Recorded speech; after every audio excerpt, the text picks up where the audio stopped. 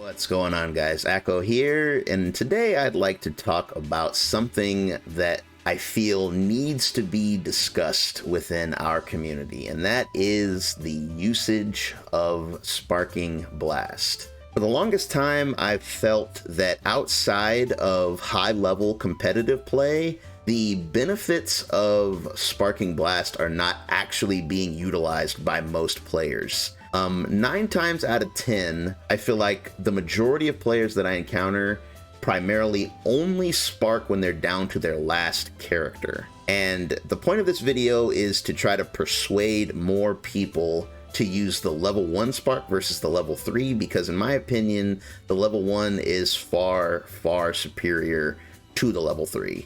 With that being said, let's get right down to explaining. So let's start by going over the benefits of level 3 Spark as to help understand why this has become the most popular level of Spark amongst most players. The biggest factor in level 3's popularity is definitely Limit Break. That is the state where when you are the final remaining character, you get a damage boost. And this boost will stack with your Spark, turning your single character into a powerhouse. So for even a very basic, B&B combo, nothing special, you can do a massive amount of damage even by yourself. This was placed into the game because the developers felt that when you were behind, it was too hard to mount a comeback. And due to the way this is set up and the way it's presented, I don't blame people for thinking that this is the way they should use your Spark, because honestly, it's the train of thought that the game itself kind of guides you on. Of course, that's not the only reason for level 3 Spark's popularity. There's also the time limit. When you Spark at level 3 in Limit Break, not only do you get the added damage boost, but you also get the maximum amount of Spark time, which is 21 seconds. When you only have one character left, it's 21 seconds. With 2 characters at level 2 Spark, you have 14 seconds, and with level 1 Spark, you have 7 seconds. So that tends to be another reason why a level 1 and level 2 are less popular, as for most players, having Spark for the maximum amount of time just seems more appealing on paper. Now that basically covers the 2 biggest benefits of level 3 Spark. The rest of the benefits are pretty universal amongst all Sparks, and they're pretty popular. The ability to be able to super dash and continue your pressure, the ability to jump cancel your buttons, even, canceling your 6M, making it easier to open people up, stuff like that. Empty Vanish. Most of this stuff is not unique to level 3, but there's just the factor of you doing more damage and having more time to do these things, again, makes it more appealing to people to want to wait and save their Spark for this moment. Now that we've outlined the benefits of level 3 Spark, let's go ahead and switch on over to the main topic of why you should be using your level 1 Spark much, much more often than you probably are. And to do that, we're simply going to cover some of the lesser talked about or possibly lesser known benefits of a level 1 Spark. So to get into the absolute biggest benefit of level 1 Spark, and possibly the best benefit of Spark in general, let's take a second to talk about assist pressure in this game. So as most people know, this game is based around assist pressure, and that is simply the act of doing some sort of string and then covering it with your assist to get more pressure out of it. Now, an important rule to take note of is that your assists will not come back as long as you are still making contact with your opponent. So in order to get your assist back, you have to either put in a huge gap or leave your opponent alone for a long enough period of time before it will actually start recharging. That is to prevent you from being able to get infinite pressure and just keep your opponent locked forever.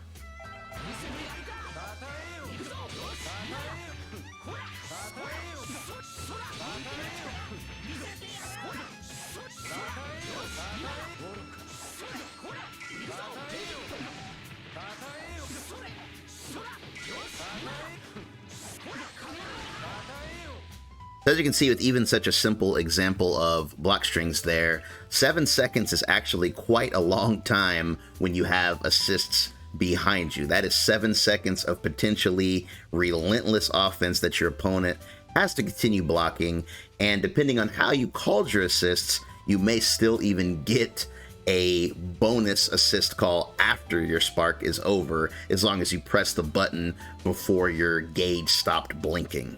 Now, the next benefit of level 1 Spark I'd like to cover is the empty Vanish. Now, of course, this is not unique to level 1 Spark, but it is without a doubt at its strongest in level 1 Spark. Why is that? Again, because of assists. Once you are in your Spark, being able to call an assist and then empty Vanish is basically unstoppable in most scenarios, especially if you have a beam type assist or any type of lunging assist, lariat, whatever, anything that puts pressure on the opponent. At this moment, they have very, very few options. One of the only things that would even remotely beat an empty Vanish is to quickly, either 2H, jump jab, stand jab, whatever your character's best, poke is in that moment. Sometimes super dash is a good option. However, that goes out the window once you have an assist to cover you. That now limits your opponent's options, meaning at neutral, for those 7 seconds, you are an absolute monster that your opponent has to deal with. The last huge benefit to level 1 Spark I'd like to cover is also not unique to level 1, but again, I feel is the most important for level 1. And it may sound very obvious when I say it, but again, I don't think it's something that is talked about enough or that enough people realize the importance of. And that's simply the fact that a Spark is a burst. It is a one-time get off of me tool.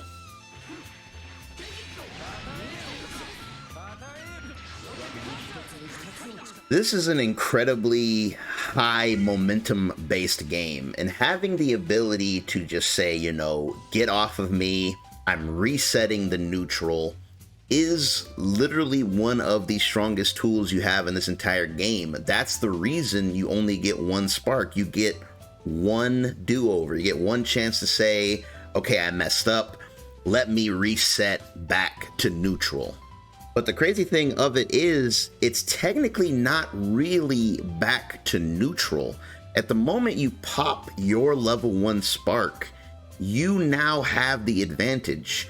You went from being pressured to being the one in the driver's seat.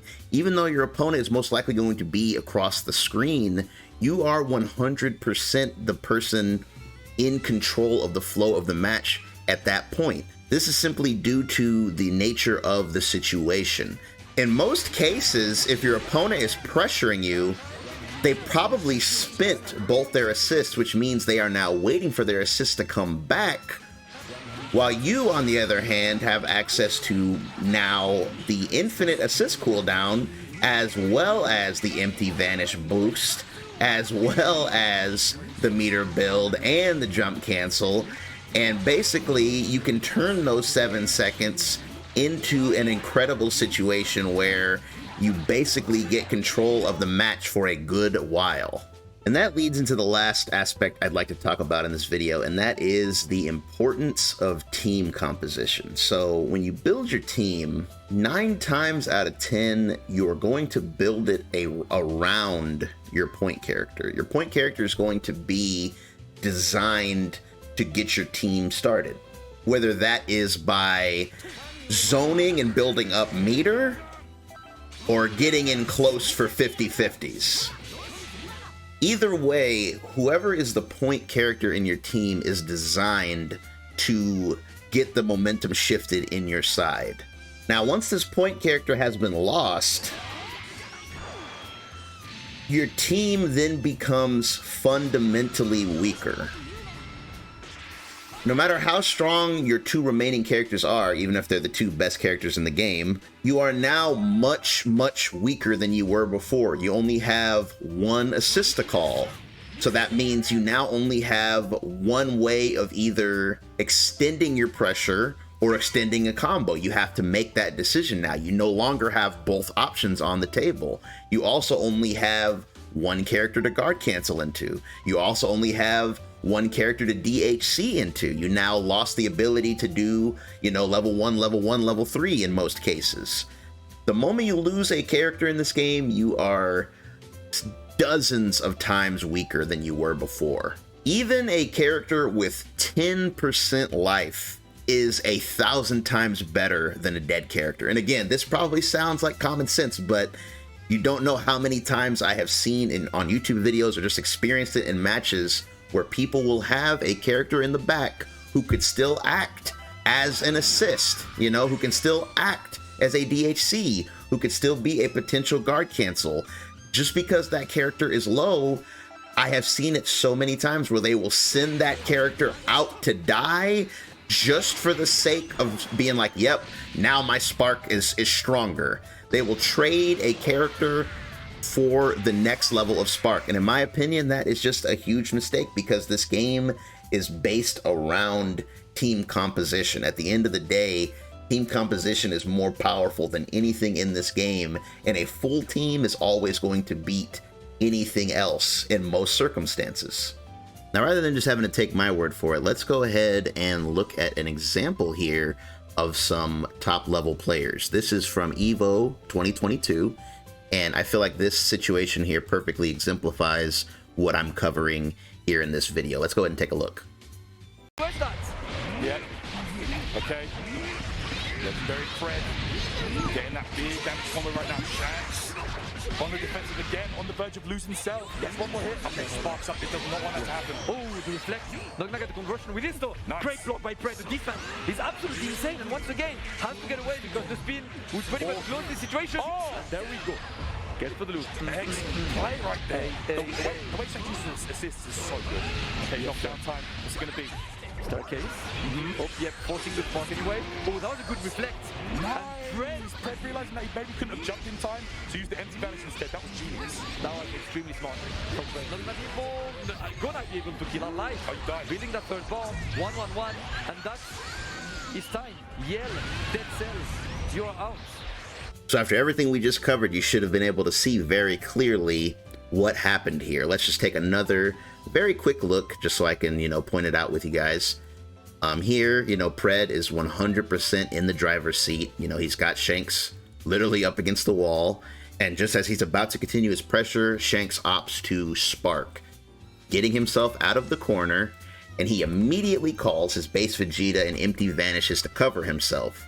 Pred recognizes that in this situation, there's basically very little he can do without taking a huge risk, so he opts to reflect, which is a smart choice that knocks Cell away with the perfect attack, but Shanks opted to also cover his perfect attack with a Janemba call, which Pred was not expecting, and he gets the hit.